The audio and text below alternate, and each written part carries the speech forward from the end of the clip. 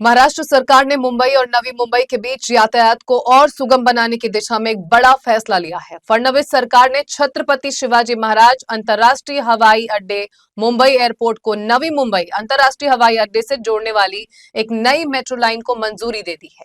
इस परियोजना से दोनों शहरों के बीच यात्रा का समय काफी कम होने की उम्मीद है और यात्रियों को तेज, सुरक्षित व आधुनिक परिवहन सुविधा मिलेगी। सरकार के अनुसार इस नई मेट्रो लाइन का निर्माण कार्य लगभग 3.5 साल में पूरा होने का लक्ष्य रखा गया है। मेट्रो लाइन का कुल लंबाई वाला हिस्सा करीब 9 किलोमीटर तक अंडरग्राउंड होगा, जिससे शहर की सतह पर ट्रैफिक और पर्यावरण पर कम असर पड़ेगा।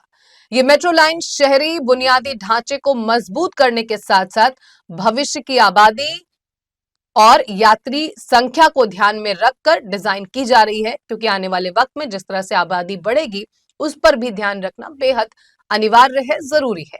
इस महत्वाकांक्षी परियोजना पर करीब 17 से 18 हजार करोड़ रुपए के खर्च होने का अनुमान लगाया गया है। सरकार का मानना है कि यह निवेश मुंबई महानगर क्षेत्र के समग्र विकास में अहम भूमिका निभाएगा और आर्थिक गतिविधियों को और गति देगा। इसी दौरान मुख्यमंत्री देवेंद्र फडणवीस ने महापौर चुनाव को लेकर भी बयान दिया। उन्होंने कहा कि फिलहाल पार्षदों के रजिस्ट्रेशन का काम चल रहा है। जैसे ही ये प्रक्रिया पूरी होगी उसके बाद महापौर चुनाव की प्रक्रिया आगे बढ़ाई जाएगी। मुख्यमंत्री ने संकेत दिए कि महापौर चुनाव जल्द होने की ही उम्मीद है। मंत्रिमंडळ पायाभूत समितीने आज छत्रपती शिवाजी महाराज एअरपोर्ट मुंबई ते नवी मुंबई विमानतळ या दरम्यान 35 किलोमीटरच्या मेट्रोला मान्यता दिलेली आहे। या 35 किलोमीटरमध्ये 9 किलोमीटर मेट्रो अंडरग्राउंड असेल, उर्वरित एलिव्हेटेड मेट्रो असेल। विशेषतः जे महत्त्वाचे स्टेशन्स आहेत, कुर्ल्यासारखे त्या स्टेशन्सला जोडण्याचं काम या मेट्रोच्या माध्यमातून होईल। जवळपास 3 वेगवेगळ्या मेट्रो मार्गांची इंटरसेक्शन याचं होईल आणि मोठ्या प्रमाणात जो रहदारीचा भाग आहे त्या भागाला ही मेट्रो कव्हर करेल। जवळपास 18,000 कोटी रुपयाचं याचं एकूण एस्टिमेशन आहे आणि पीपीपी तत्वावर ही मेट्रो आम्ही तयार करणार आहोत, ज्यामध्ये 20% व्हीजीएफ केंद्र सरकारचा आणि 20% व्हीजीएफ हा महाराष्ट्र सरकारचा असेल आणि उर्वरित जे काही त्याचा खर्च आहे तो पीपीपी ऑपरेटर आणेल। साधारणपणे ही मेट्रो 5 वर्षात पूर्ण व्हावी अशा प्रकारचा आराखडा तयार करण्यात आलाय। पण मी त्याच्यामध्ये असे निर्देश दिले आहेत की 3.5 वर्षात ती पूर्ण झाली पाहिजे, अशा दृष्टीनं त्याचं पूर्ण प्लॅनिंग करावं। त्या दृष्टीनं त्याच्यामध्ये काही बदल सांगण्यात आलेले आहेत। ते केल्यानंतर मोठ्या प्रमाणात हे 2 एअरपोर्ट तर जोडले जातील, पण त्याहीपेक्षा मुंबई आणि नवी मुंबईतला अतिशय महत्त्वाचा सगळा भाग हा देखील या मेट्रोच्या माध्यमातून जोडला जाणार आहे।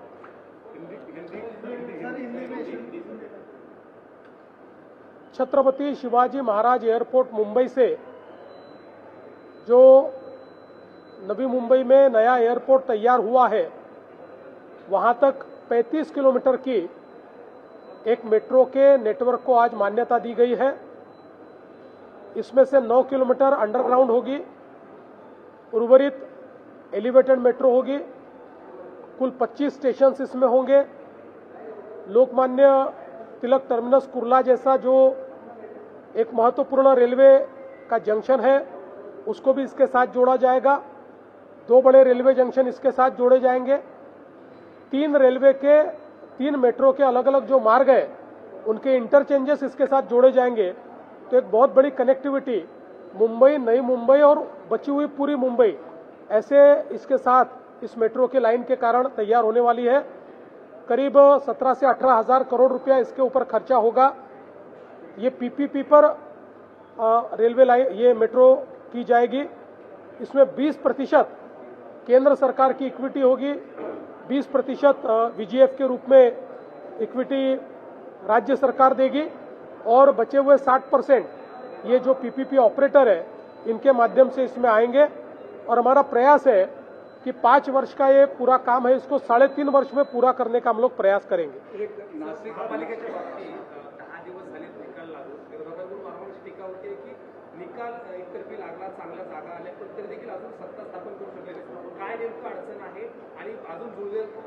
विरोधकांना याची कल्पना आहे की त्या महानगरपालिका त्यांचा कार्यक्रम ठरवतात। आधी त्या महानगरपालिकेचं रिझर्वेशन काढणं गरजेचं होतं, ते आता रिझर्वेशन निघालं, त्यानुसार आता गटांचं रजिस्ट्रेशन चाललेलं आहे आणि आता सगळ्या महानगरपालिका एक एक करून आपला कार्यक्रम ठरवत आहेत। कुठेही काही अडचण नाही आहे, कार्यक्रम ठरतील त्यानुसार कार्यक्रम पार पडतील आणि जास्तीत जास्त ठिकाणी महायुतीची सत्ता असेल। हां तुमच्याकडे केली का? हां आम्ही बसून ठरवू। मुंबईमध्ये आज शिवसेनेचे नगरसेवक जे गट स्थापन करायला जाणार होते पण ते गेले नाही। तुम्ही आणि सीएम बरोबर डीसीएम बरोबर काही चर्चा झाली म्हणून हे झालं नाही असं सांगितलं गेलं, काय नाही? असं आहे की शेवटी गट स्थापन करताना याच्यामध्ये पर्सेंटेज पॉईंटचा विचार करावा लागतो। त्यामुळे कधी एकत्रित करून फायदा होतो, कधी वेगवेगळे करून रजिस्टर करून फायदा होतो, कधी एखादा गट एकासोबत जोडून फायदा होतो।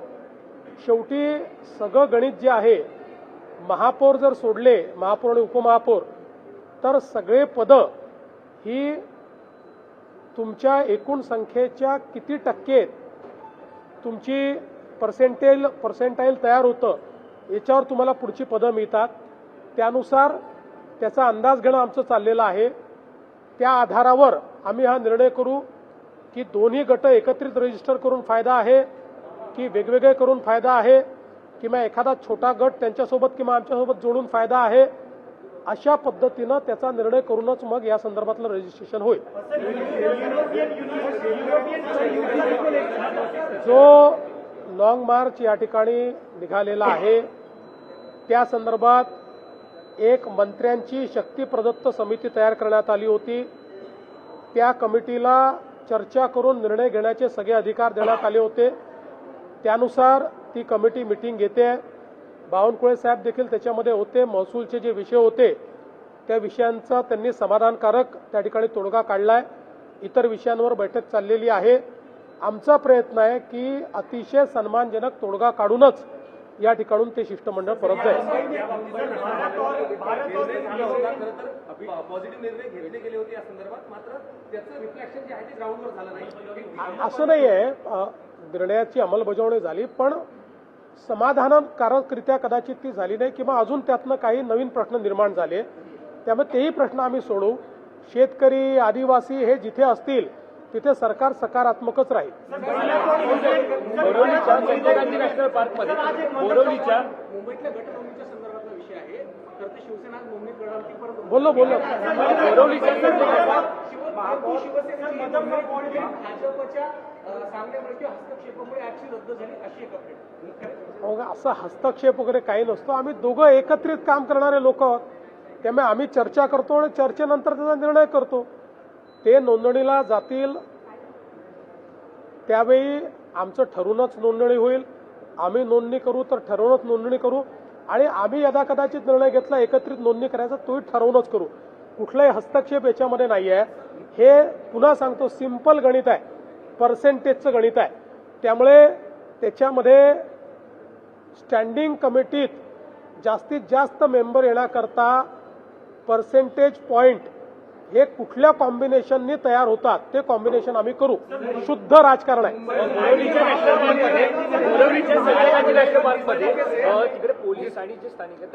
बोरीवली नॅशनल पार्क मधल्या जी काही कारवाई आहे ती माननीय उच्च न्यायालयामुळे होते, पण तिथल्या नागरिकांनाही दिलासा देणं हे गरजेचं आहे। त्यामुळे आमचा हा प्रयत्न आहे की त्या नागरिकांनाही दिलासा देऊन सामोपचाराने हा विषय कसा समाप्त करता येईल तो प्रयत्न आमचा असणार। डील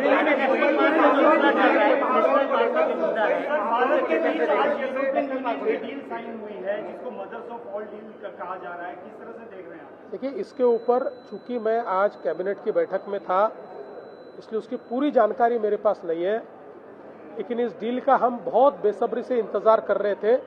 पूरी जानकारी लेकर मैं उस पर बोलूंगा। बोरीवली में जिस तरह से नेशनल पार्क का मुद्दा है, को लेकर लगातार अपोजिशन कह रहा है कि इतने दिन हो गए और अब तक इनमें आपस में सामंजस्य नहीं बन पाया। नाराजगी।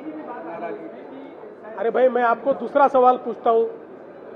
अब चंद्रपुर में, लातूर में तो अपोजिशन के पास लोग हैं ना, वहां क्यों नहीं बन पाई? वहां अभी तक क्यों मेयर नहीं बना?